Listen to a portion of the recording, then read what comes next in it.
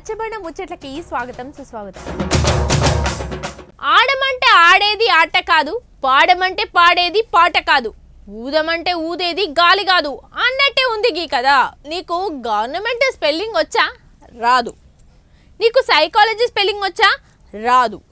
రోజు పొద్దున డ్యూటీకి వస్తావు, మధ్యాహ్నం తింటావు, రాత్రికి బీరు బిర్యానీ వేసుకొని పోతావు అనుకుంటా.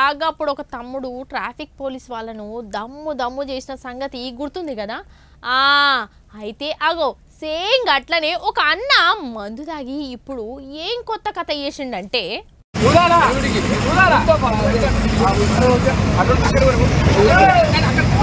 ఈ ఊదు తాగలేదే డైలాగ్ రోజు చెప్పి నాకే బోరు కొడుతున్నది పోన్రి. అవు మరి ఇగో మళ్ళా డ్రంక్ అండ్ డ్రైవ్ లో ఇంకొక ఆయన సుధా కళాకారుడు దొరికిండంటే మామూలు ముచ్చట కాదు ఇది. ఎంత గమ్మత్ చేస్తున్నాడో చూడుర్రి ఒక భారీ. అగో పోలీస్ ఆయన పైపు పెట్టి ఊదు కాక అంటే ఊదుతనే లేడు. ఏం సార్ ఎందుకు ఊదాలే ఏంది అనుకుంటా, నేను లీడర్ను అది ఇదని రుబాబ్ చెలా ఇస్తున్నాడట, ఉల్టా బనా ఇస్తున్నాడట. ఇక ఈయన ఉల్టా బనా ఇచ్చుడే కాదు, వెనకకెళ్ళి ఇంకొక ఆయన కూడా తాగొచ్చి ఏ ఊదితే ఊదరాదు, అయితే అవుతుంది కేసు పోతే పోతుంది అనుకుంటా ఇక అలా దోస్తుతోటి చెప్తున్నాడట ముచ్చట.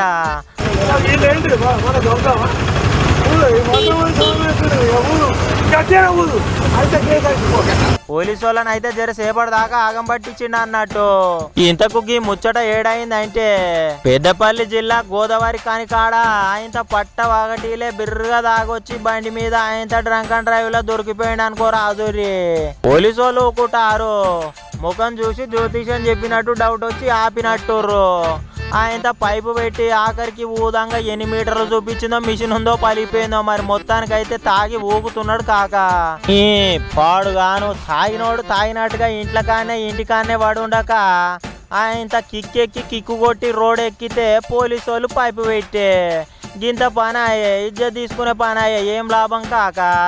డ్రంక్ అండ్ డ్రైవ్ లో దొరికితే చలాను కట్టుడే కాదు, కోర్టుకు పోయి ఆయన కౌన్సిలింగ్ సుతా తీసుకోవాలన్నాయే.